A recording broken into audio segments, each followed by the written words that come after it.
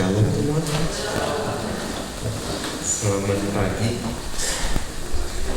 Setelah berapa lama ya? 2 tahun kali ya, nggak pernah datang lagi. Terutama karena pandemi. Ini mungkin kedua kali kita ke gereja offline setelah pandemi, karena di GKNS di tempat kita sampai sekarang online, masih belum bisa offline. Saya bersyukur dikasih kesempatan oleh Pak Bondan untuk bisa melayani di sini. Ada tema yang diberikan juga oleh Pak Bondan. Maaf saya ngintip ya, boleh ya?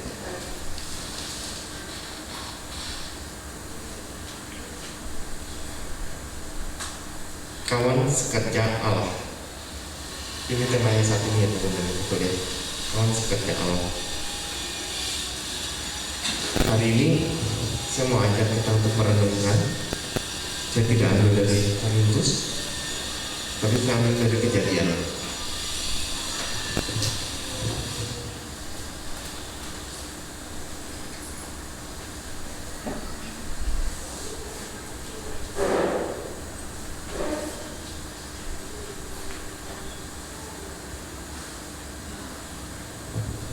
Saya mau ajak kita lihat dari Kejadian 1. Semuanya dari 1 sampai dengan 31. Kita baca sama-sama boleh? Kejadian 1. Pada mulanya Allah menciptakan langit dan bumi. Bumi belum berbentuk dan kosong. Gelap gulita menutupi samudera raya, dan roh Allah melayang-layang di atas permukaan air. Berfirmanlah Allah, jadilah terang, lalu terang itu jadi. Allah melihat bahwa terang itu baik, lalu dipisahkannya terang itu dari gelap. Dan Allah menamai terang itu siang, dan gelap itu malam. Jadilah petang dan jadilah pagi. Itulah hari pertama. Yuk stop sampai di sini. Hari ini saya mau bicarakan, saya mau ajak untuk kita renungkan. Temanya adalah waktu. Kita melihat dari Kejadian 1. Pada saat di Kejadian 1 ayat yang ke-6,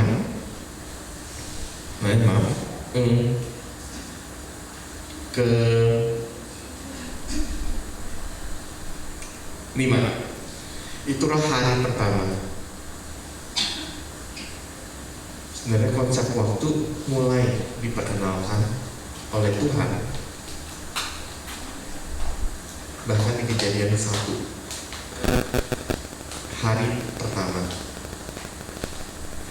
bahwa di hari pertama Tuhan menciptakan terang dan gelap. Apa hubungannya konsep waktu dengan kawan sekerja Allah?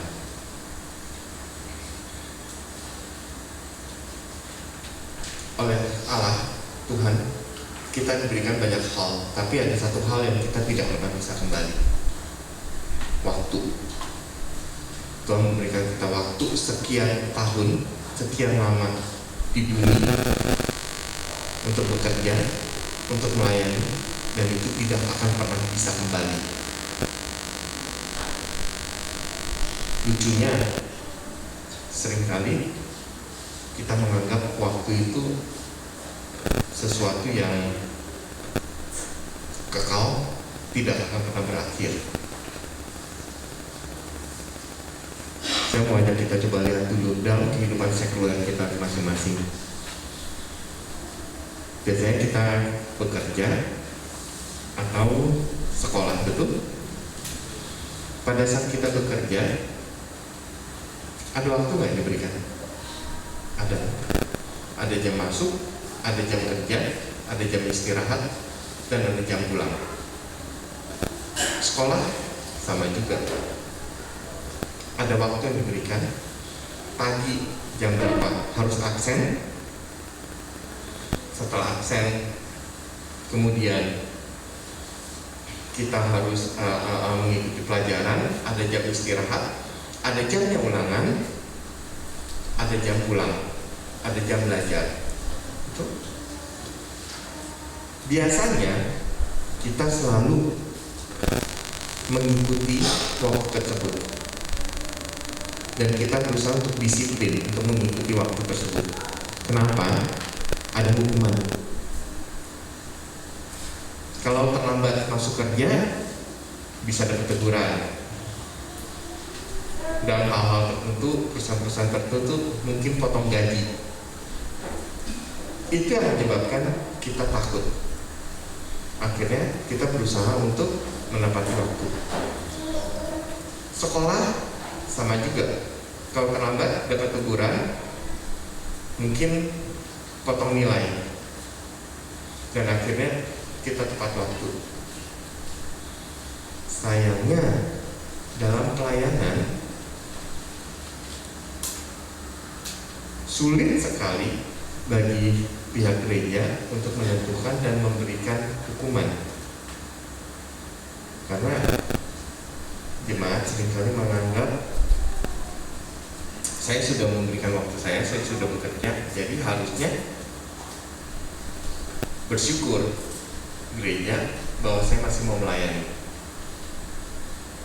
Betul atau betul? Sehingga pada saat kita melakukan pelayanan, kita merasa bahwa kita sudah mengorbankan sesuatu untuk gereja, untuk pekerjaan Tuhan, sehingga kita bebas. Mau terlambat sedikit ya sudahlah.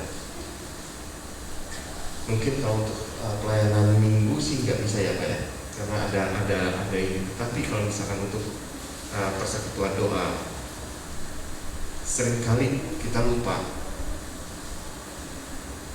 Mungkin tidak terjadi di sini, tapi di tempat saya terjadi, di komsel terjadi, bahwa kita kalau mengatakan kita mau komsel mulai jam 7 malam misalkan, realnya jadinya tuh jam 8 biasanya. Makanya ada istilah jam GKNS atau jam komsel atau jam apa, karena jamnya kita menjadi sangat fleksibel. Seringkali kita lupa bahwa waktu 1 menit, tetapi 1 menit yang lalu tidak bisa kita ulang. Yang sudah lewat, selesai. Kita bisa berjalan ke depan, tetapi kita tidak bisa berjalan ke belakang. Selanjutnya, kita lihat konsep waktu lagi yang ada di Alkitab. Tadi sampai ke 5 ya. Kita baca yang ayatnya sama-sama ya. Berfirmanlah Allah, jadilah cakrawala tengah segala air untuk memisahkan air dari air. Maka Allah memisahkan cakrawala, dan Ia memisahkan air yang ada di bawah cakrawala itu dan air yang ada di atasnya, dan jadilah demikian. Lalu Allah menarik cakrawala itu naik, jadilah dan jadilah air. Itulah ayat kedua. Stop. Kembali lagi, konsep waktu. Kalau kita baca semua di Kejadian 1 ini, dari semua kisah penciptaan sampai dengan hari ke-6, semuanya ini adalah konsep waktu. Pernah nggak kita menyadari bahwa setelah Allah menciptakan di hari pertama terang dan gelap, cakrawala, langit, bintang, binatang dan segala macam, tidak ada langkah kembali. Allah hanya bicara tentang maju, maju, dan maju. Tidak ada satu yang mengatakan kembali ke hari pertama. Padahal Allah menguasai waktu. Amin. Allah kita ada di atas waktu. Amin. Tetapi Allah tidak pernah mengatakan setelah hari pertama, kedua, ketiga, keempat, kelima, keenam dan Allah beristirahat di hari ketujuh. Tidak pernah Allah mengatakan saya akan kembali mengulang hari pertama. Pernah itu terjadi? Tidak. Itu juga untuk mengingatkan kita.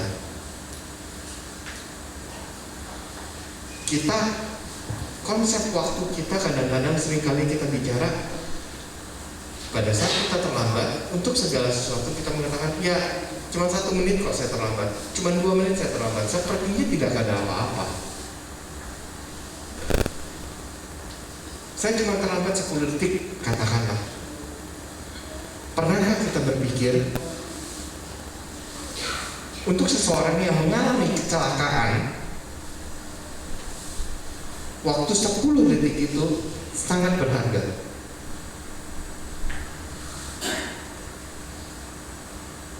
Kalau saja saya 10 detik lebih cepat, mungkin saya tidak nabrak mobil itu. Bahkan 3 detik lebih cepat, mungkin saya tidak terjadi kecelakaan. Kalau saja saya bisa mengembalikan waktu 3 detik, ada artinya nggak 3 detik bagi kita? Seakan-akan nggak ada. 1, 2, 3, lewat 3 detik. Tapi coba kalau kita amit-amit terjadi kecelakaan, kalau saja saya bisa mengembalikan waktu 3 detik yang lalu, mungkin kecelakaan tidak terjadi.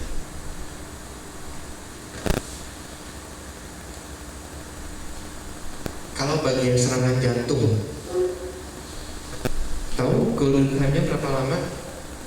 Karena orang yang mengalami serangan jantung itu ada waktu kan, hanya beberapa menit itu. Kalau dia ditolong dia akan selamat. Kalau tidak ditolong, selesai, dia akan kembali pada Tuhan. Waktu 1 menit yang sering kali kita jadikan alasan, saya terlambat hanya 1 menit. Coba bicarakan itu dengan keluarga yang akhirnya anggota keluarganya harus meninggal karena serangan jantung dan tidak mendapatkan pertolongan pada waktunya.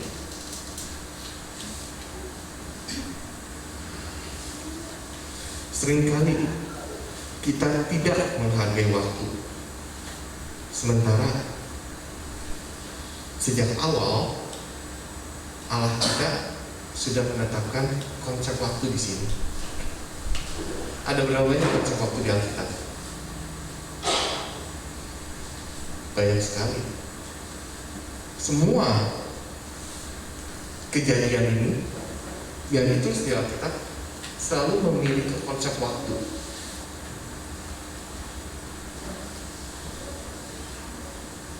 Kita sekarang ini mengatakan waktunya Tuhan. Dan seringkali kalau dalam pelayanan ditanya kapan kamu mau melayani, ada juga enggak di sini saya percaya, tapi di tempat lain ada kejadian.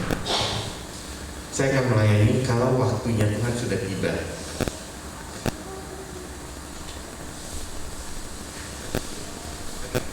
Kapan waktunya Tuhan tiba? Allah kita memberikan kita kehendak bebas. Bebas untuk memilih saya mau melayani, atau bebas untuk memilih saya tidak mau melayani.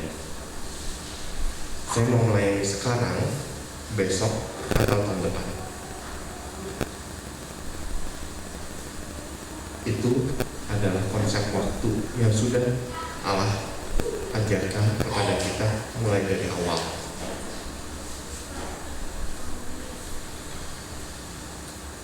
Mengapa konsep waktu ini menurut saya menjadi penting? Di sini ada banyak anak-anak muda, betul? Saya mau cerita sedikit. Tadi pagi saya jalan pagi sebelum datang ke sini, sebelum siap-siap jam 6 pagi kurang lebih saya jalan. Saya jalan ke arah satu tempat namanya Balai Permata. Itu tempat makan. Waktu saya jalan sampai ke sana, saya ingat sempat mikir aja sebentar sambil jalan gak berhenti. Ini didirikan sesudah zaman kerusuhan tahun 1998. Saya hitung balik 1998 umur saya berapa ya? Rasanya baru kemarin, rasanya belum lama. 1998 setelah kerusuhan terjadi, tidak lama di situ dibuka. Waktu itu zamannya kafe tenda. Banyak artis-artis Rano Karno atau segala macam, mereka juga buka kafe tenda. Karena setelah krisis moneter tahun 97, ekonomi hancur, ya, dan akhirnya banyak yang beralih profesi. Saya jalan ke sana, awalnya saya melihat tempatnya kok jadi besar ya, sehingga dulu hanya ada satu daerah di belakang, dan waktu itu yang terkenal sekali itu internet. Tahu nggak internet apa? Kalau yang muda-muda mungkin nggak tahu, kalau udah yang tahu istilahnya berarti umurnya nggak jauh-jauh dari aku gitu loh. Tahu internet itu apa? Indomie telur kornet. Itu di zaman itu munculnya istilah internet. Sambil jalan, saya masuk ke sana, saya keliling. Dan tadi saya katakan, saya mulai hitung waktu itu umur saya berapa ya? Kayaknya masih muda banget ya. Dan kalau mengingat kejadian itu rasanya kayak baru beberapa hari yang lalu lewat. Yang Jakarta semua saya lihat hancur, kaca-kaca hancur, gedung dibakar-bakarin. Rasanya belum lama lewat, tapi begitu dihitung lagi sudah 23 tahun yang lalu. Ternyata sudah lewat. Tadi di mobil saya dengan istri, kita lagi cerita-cerita. Waktu itu kita ada jalan-jalan liburan ke Bali. Kita ngomong tentang anak kita yang kecil, si Glenis. Waktu lucu sekali, dia waktu dia masih kecil, umur 2 tahun, 3 tahun, 4 tahun mungkin, 4 tahun, dia selalu nanya, dan pertanyaannya itu cuma satu, Mama, do you love me? Dan jawabannya tuh harus lengkap. Yes, I love you so much, Glenis. Kalau enggak dia nggak puas. Tapi dia menanyakan pertanyaan itu kayak 1 menit sekali. Dan diulang terus. Kita sempat ya mikir sampai cerita. Tapi kalau sekarang dilihat lagi, Glenis sudah mau SMP. Itu rasanya baru lewat. Rasanya semuanya baru terjadi kemarin, 2 hari yang lalu, 3 hari yang lalu. Tapi ternyata begitu diingat-ingat itu sudah 8-9 tahun yang lalu.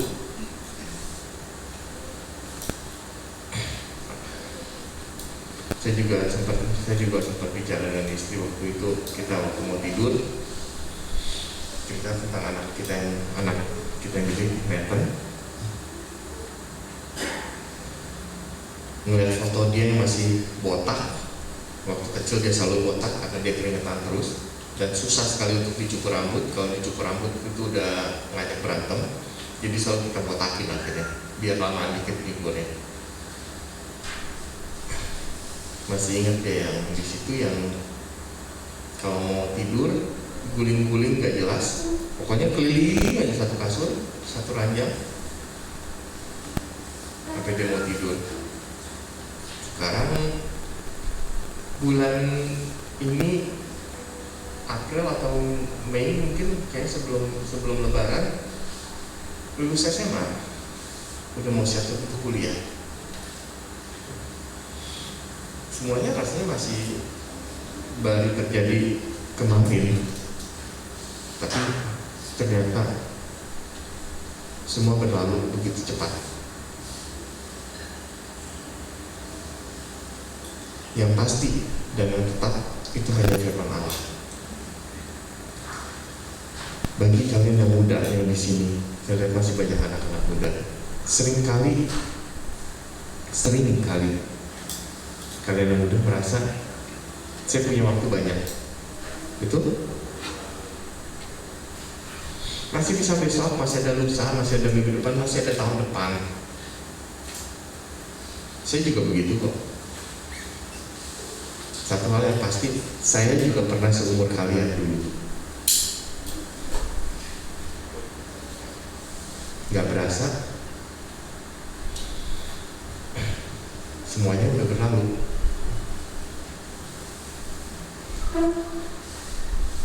Dan sekarang, ya saya hampir bocah gitu, kalau istilahnya.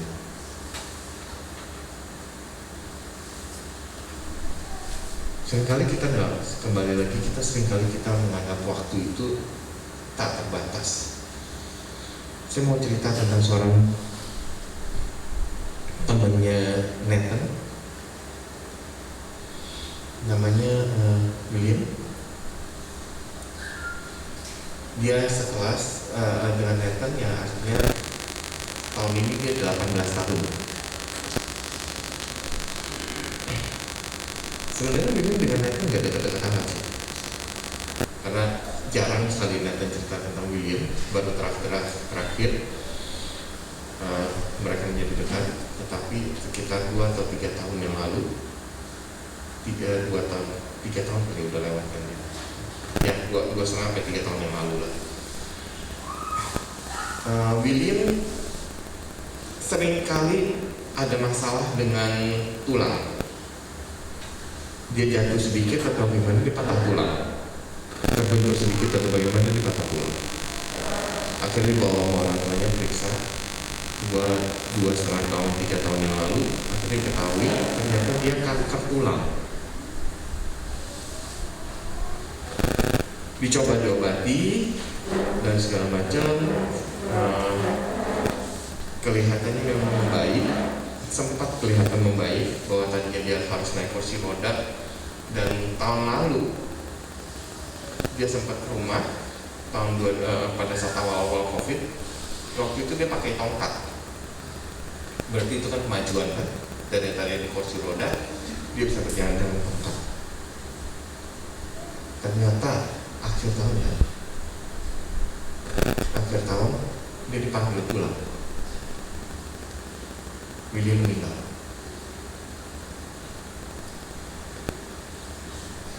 Satu hal yang pasti dalam kehidupan,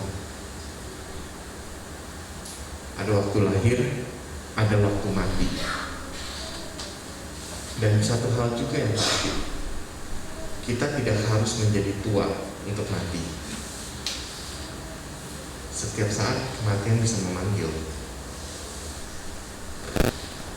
Kemudian kalau ditanya sesudah itu, apa yang sudah kamu lakukan sebagai kawan sekerjaku oleh Allah? Apa yang akan kita jawab?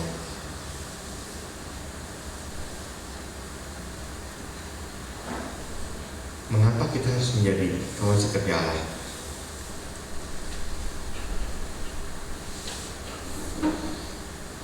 Kita percaya bahwa kita sudah diselamatkan. Amin. Semuanya. Amin. Ada yang nggak percaya bahwa dia sudah diselamatkan? Atau semua percaya kalau kita sudah diselamatkan? Kalau kita sudah diselamatkan, kenapa kita harus melayani? Toh sudah diselamatkan, sudah diberikan jaminan kan? Terus kenapa kita harus berbuat baik?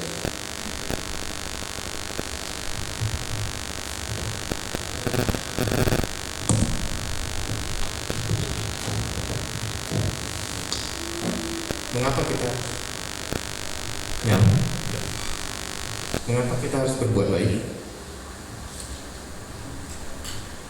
Ada yang bisa jawab? Ada yang mau jawab? Kenapa kita mau berbuat baik dan mengapa kita harus melayani? Padahal kita sudah diselamatkan.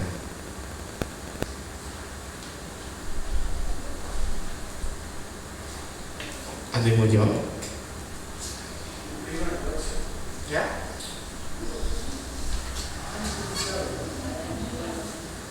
Hah?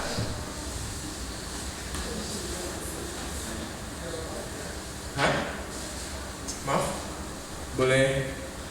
Boleh diulang nggak, kedengaran?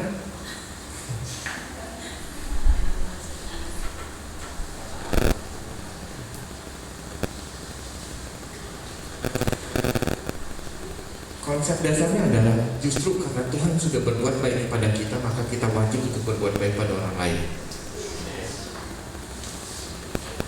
Karena Tuhan sudah menyelamatkan kita, maka kita punya kewajiban untuk membagikan keselamatan itu juga kepada orang lain.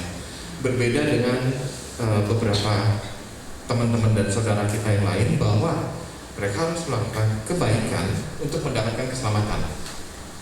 Tetapi di dalam ajaran Kristen, karena kita sudah diselamatkan lebih dahulu, maka kita wajib untuk menyelamatkan juga, membagikan keselamatan. Artinya, karena kita sudah diselamatkan, kita wajib menjadi kawan sekerja Allah. Pertanyaannya, kapan kita diselamatkan? Pada saat kita mengakui Yesus sebagai Tuhan. Amin. Tetapi pertanyaannya lagi, kapan kita menjadi kawan sekerja Allah? Apakah pada saat kita bilang itu, ya saya percaya Yesus adalah Tuhan dan Juru Selamat, kemudian kita sudah otomatis langsung menjadi kawan sekerja Allah? Kadang tidak. Puji Tuhan kalau misalnya langsung, tetapi kadang tidak. Kadang kita akan bilang kalau besok saja, lusa, tahun depan saya belum siap, saya masih sibuk, saya masih harus cari uang untuk keluarga. Banyak alasan yang kita pakai. Kemudian tiba-tiba suatu hari tanpa sadar, antara kita sudah menjadi tua atau kita sudah menghadapi sakral maut.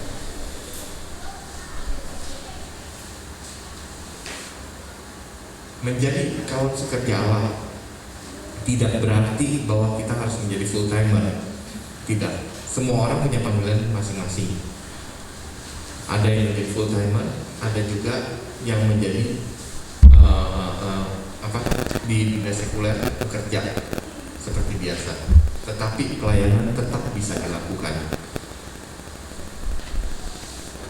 Seringkali kalau di tempat kita sulit sekali untuk mengajak jemaat untuk melayani, padahal gembala kita mengatakan targetnya, tujuannya Pak Gembala adalah seluruh jemaat itu adalah pelayan Tuhan, bukan satu orang doang, enggak, semuanya.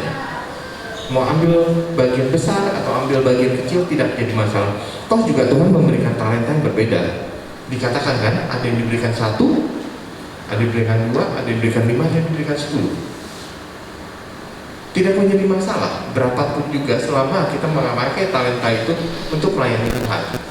Tidak harus pelayanan besar, bisa juga pelayanan kecil, apapun juga bisa dilakukan. Tetapi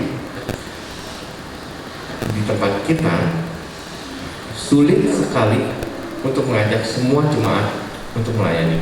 Akhirnya yang terjadi, yang kita lihat sebagai pelayan itu yang mukanya itu lagi. Sayangnya makin lama yang tadinya ganteng sekarang udah gak ganteng, yang tadinya cantik sekarang udah gak cantik lagi.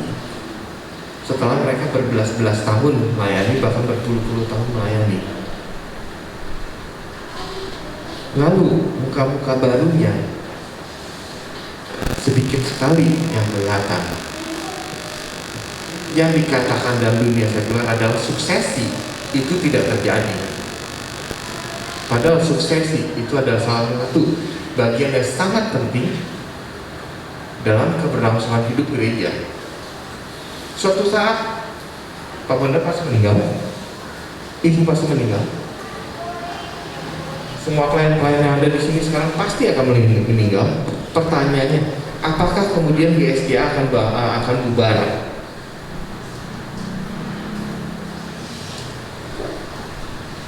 Kalau tidak ada klien-klien baru, ya bubar. Apa sih itu gereja? Apakah gedung? Enggak. Apakah gedung yang mewah terus akan menjamin bahwa gereja akan berjalan dengan baik? Enggak.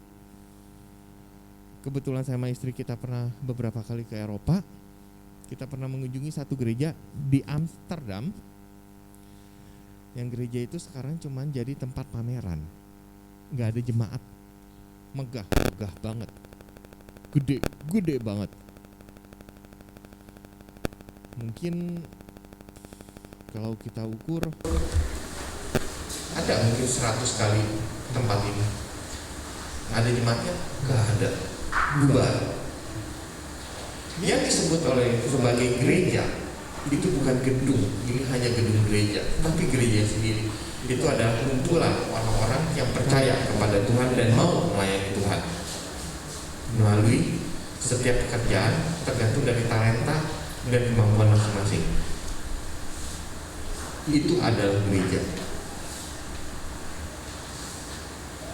Lalu apakah kita akan melihatkan bahwa gereja ini bubar? Tempat ini, gedung ini oke, bagus, tapi ini hanya gedung. Suatu saat kalau ini terbakar, apakah GSDA akan bilang amit-amit ya? Saya nggak ngedoain sama sekali. Tapi kalau tempat ini terbakar, apakah GSDA akan bilang? Tidak.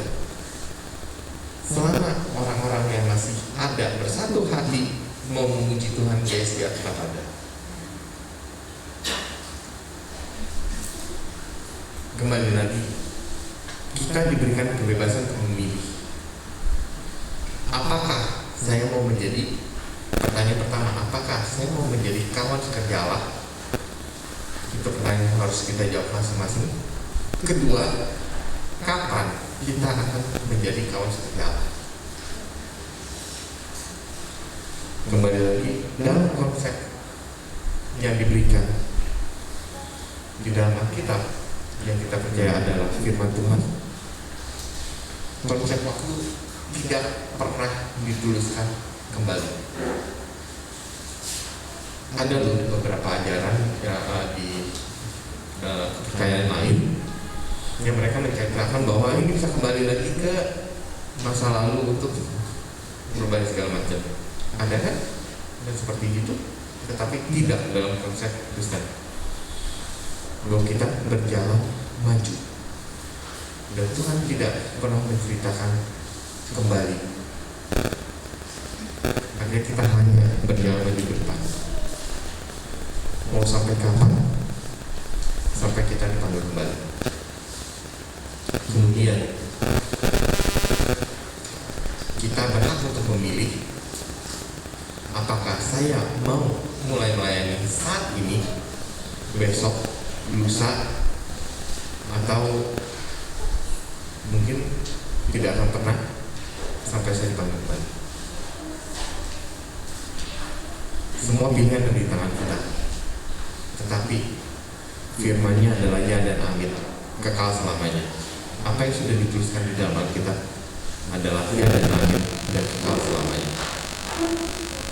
Kebebasan ada di tangan kita, pilihan ada di tangan kita. Jadi silakan putuskan siapakah kita pada saat nanti kita dipanggil kembali kepadanya. Amin. Bapak,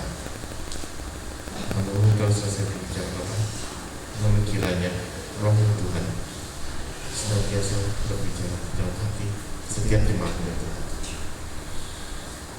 Allah Roh Kudus, kuasa berpikir roh dan jiwa kami, dan jadikan kami sebagai Allah dan hamba-Mu yang setia. Di dalam nama Tuhan Yesus kami dalam ucap syukur. Haleluya. Amin.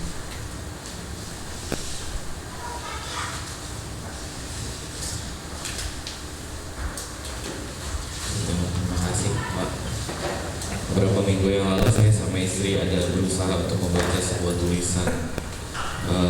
Lalu saya bilang sama istri saya, ini tulisannya apa? Ternyata saya sudah mulai bertambah tua, jadi mulai gak kelihatan. Jadi kadang-kadang kalau baca Alkitab begini udah gak kelihatan, harus begini gitu ya. Ngeledekin anak-anak, ternyata saya sudah jadi tua gitu ya. Saya mau bilang sama Bapak Ibu Saudara, ya mari kita belajar menghargai waktu ya. Yang kita kerjakan dalam minggu ini adalah menjadi kawan sekerja Allah. Kalau Bapak Ibu Saudara perhatikan, hari ini kita belajar tentang waktu. Mari kita menghargai waktu. Kalau bukan sekarang mau kapan lagi? Gitu ya. Minggu lalu saya bilang, ada teman saya bilang begini di statusnya, dia bilang begini, wah lagi enak-enak kejar dunia, tahu-tahu mati, bodoh. Lagi ngumpulin duit, lagi enak-enak yang ngumpulin duit, tahu-tahu mati. Ya, sayang juga ya. Jadi kita berusaha untuk mengerjakan yang terbaik dalam kehidupan kita. Kawan sekerja Allah bicara soal, kalau dalam bahasa Yunani-nya sinergoi, dalam bahasa Inggrisnya sinergi. Apa yang bahasa Indonesia ya? Yang paling gampang adalah kita ini makhluk sosial, kita nggak bisa berdiri sendiri. Itu sebabnya Paulus bilang di tulisannya dalam Jemaat Korintus, dia bilang, mari jadi kawan sekerja Allah. Kawan sekerja Allah itu ya kita harus bersinergi. Nah, waktu itu adalah ada hal yang dibutuhkan untuk kita bisa mengerjakan yang terbaik dalam kehidupan kita. Nah, hidup Bapak Ibu Saudara harus digunakan sebaik-baiknya untuk memuliakan nama Tuhan. Ya, mari kita bersyukur buat firman Tuhan. Terima kasih Pak Sudirman yang sudah sampaikan firman Tuhan bersama dengan istri dan kakak. Ya, bertiga berangkat dari Karawaci, gitu. Dari jam 6 Pak, lama juga ya. Ya, terima kasih sudah mengunjungi kami. Sudah hampir kurang lebih 2 tahun gitu ya, dan senang bisa bersama-sama dengan jemaat kita sekalian. Mari saya ajak Bapak Ibu Saudara bangkit berdiri bersama-sama. Izinkan saya mau mengajak Bapak Ibu Saudara baca ayat ini, 1 Korintus pasal yang ketiga ayatnya yang ke-9. 1 Korintus pasal 3 ayatnya yang ke-9. Mari kita baca bersama-sama. Bapak Ibu Saudara boleh meletakkan Alkitab Bapak Ibu Saudara, kalau tidak kelihatan di belakang saya, tapi di belakang saya. Kita baca sama-sama. 1, 2, 3. Karena kami adalah sekerja Allah, kamu adalah bangunan. Gitu ya. Jadi saya mau menekankan kepada kita sekali lagi, mari gunakan waktu untuk jadi kawan sekerja Allah. Saya nggak bisa melayani sendiri. Ini adalah pelayanan kita bersama. Jadi kita sama-sama membutuhkan, sama-sama memuliakan Tuhan lewat kehidupan Bapak Ibu Saudara. Mari naikkan pujian yang tadi terakhir, sama-sama kita naikin. Nyanyikan, sebab kami percaya bukan karena melihat, dan kita percaya bahwa apapun yang terjadi dalam kehidupan kita itu Tuhan percayakan terjadi untuk kita bisa melangkah lebih jauh lagi, supaya kita bisa melihat kuasanya Tuhan dalam kehidupan Bapak Ibu Saudara. Mungkin Bapak Ibu Saudara pernah memiliki pergumulan dalam kehidupan, punya kesulitan, tapi percayalah bahwa pasti ada pertolongan Tuhan yang tidak pernah terlambat. Bapak Ibu Saudara hanya perlu menunggu saja, bersabar menunggu, dan percayalah pasti ada pertolongan Tuhan. Mari naikkan pujian ini dan biarlah jadi doa kita. Sebab aku percaya bukan karena melihat, namun karena firman-Mu yang selalu digenapi hidupku. Percaya bukan karena melihat, namun karena firman-Mu. Sekali lagi sama-sama bilang, dengan iman katakan, sebab kami percaya Tuhan. Bukan karena melihat, namun karena firman-Mu yang selalu digenapi hidupku.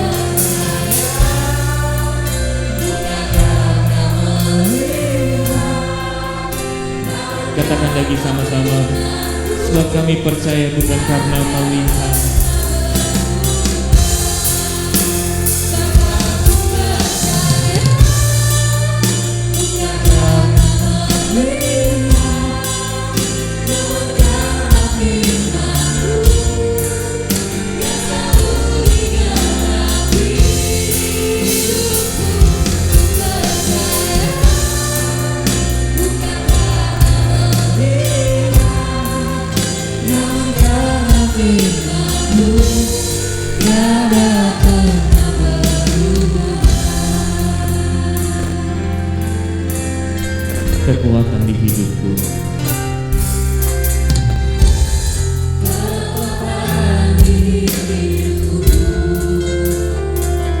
dapat di dalam Tuhan.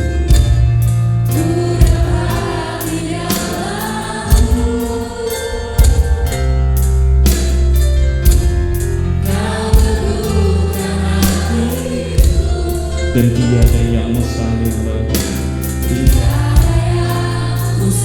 Katakan lagi dengan iman kekuatan di hidupku.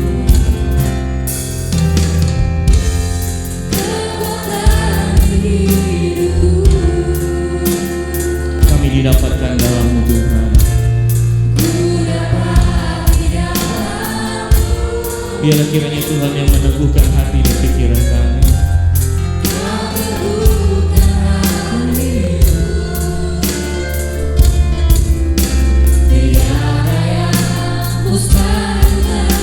Sebab kami percaya bukan karena melihat,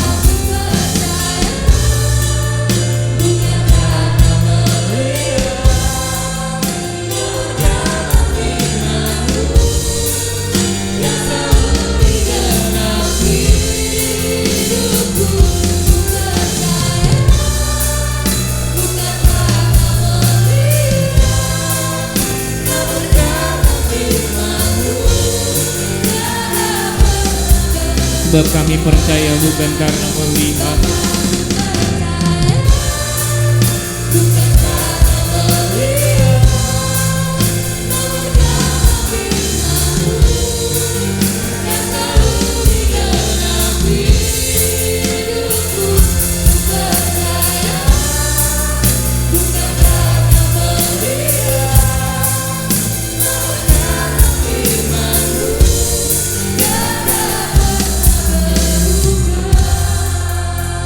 saya mengizinkan Bapak Ibu Saudara berdoa.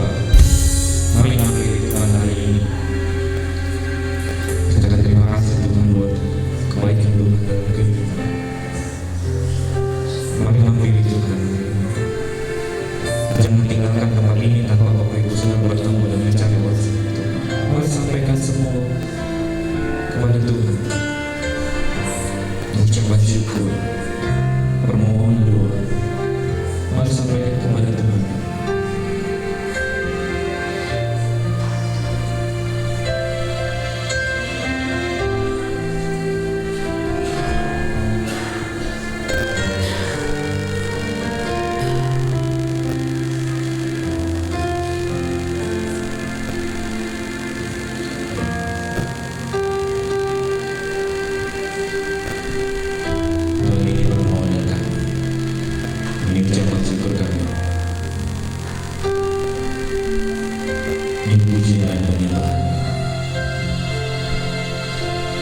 Ini bentuk penghormatan firman-Mu yang sudah sekian kali digenapi dalam kehidupan kami. Firman-Mu yang sering kali digenapi dalam kehidupan kami. Hari ini kami belajar untuk bisa menghargai waktu, karena waktu tidak akan pernah kembali lagi.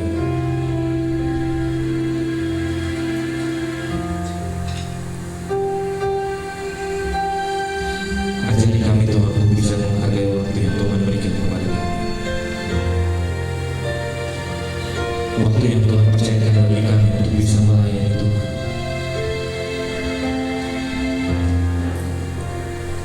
Waktu yang Tuhan berikan adalah waktu yang berharga bagi kami. Bahkan satu detik pun adalah waktu yang berharga bagi kami. Hari ini hamba-Mu berdoa,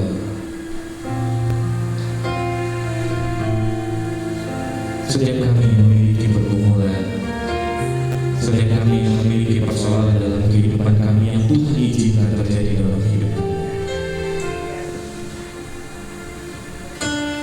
hanya satu minta kami Tuhan, biarlah Tuhan berikan kekuatan bagi kami, sehingga kami bisa selesaikan semua tugas dan tanggung jawab kami untuk mengasihi, menyelesaikan tugas dan tanggung jawab kami untuk melayani Tuhan.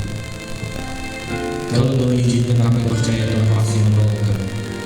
Kalau Tuhan terizinkan terjadi dalam hidup kami percaya Tuhan pasti menolong kami. Tuhan mau berdoa bagi kami yang sakit Tuhan, dalam masa penyembuhan. Tuhan mau berdoa dalam nama Tuhan Yesus. Kami percaya ada kuasa-Mu yang besar, yang sanggup untuk memulihkan kami. Tuhan jamah dari ujung kepala sampai dengan ujung kaki.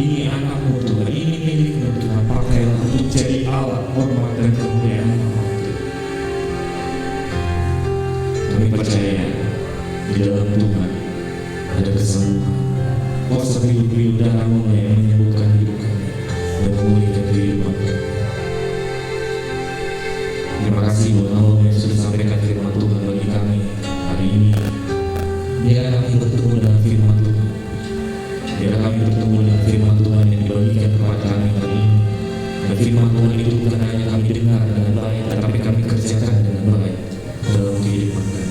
Berkati namamu, Pak Sudirman, serta dengan istri dan keluarga besar Tuhan. Tuhan pelihara anakmu ini. Tuhan berkati anakmu ini Tuhan. Jadi Allah untuk hormat dan kemuliaan namamu Tuhan. Apa saja yang dikerjakannya oleh karena penyertaan Tuhan dibuatnya menjadi berhasil. Kami serahkan kehidupan kami semua hari ini Tuhan ke dalam tangan Tuhan. Jemaat Tuhan yang hadir hari ini, biarlah damai sejahtera-Mu yang akan menguasai hati dan pikiran kami, sehingga kami menjadi pelaku firman yang hidup.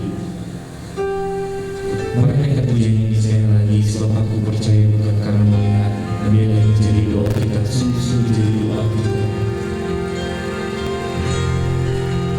Semua ku percaya, bukan karena melihat, namun karena firman-Mu yang selalu digenapi hidupku. Ku percaya, bukan karena melihat, namun karena firman-Mu tiada pernah berubah. Dengan iman, Namun karena firman-Mu tiada pernah berubah. namun karena firman-Mu,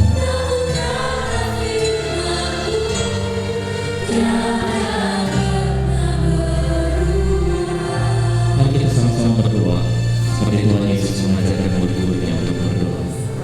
Bapa kami yang di surga, diberi salam, oleh senjata, sehingga kami dapat dilindungi segala sesuatu. Bila kami mengenal ini, kami sesuatu. Dan kami akan kesalahan, seperti kami juga mengampuni orang yang salah. Dan jangan mengampuni kebelasan kami yang ajar. Dengan Allah yang kerja, yang kuasa, yang kemuliaan, sama-sama. Diberkati orang yang mendengarkan firman Tuhan dan melakukannya sesuai dengan kehendak firman Tuhan. Mari terima berkat Tuhan hari ini. Tuhan memberkati engkau dan melindungi engkau, menyinari engkau dengan wajah-Nya dan memberi engkau kasih karunia. Tuhan menghadapkan wajah-Nya kepadamu dan memberi engkau damai sejahtera serta persekutuan dengan Roh Kudus mulai hari ini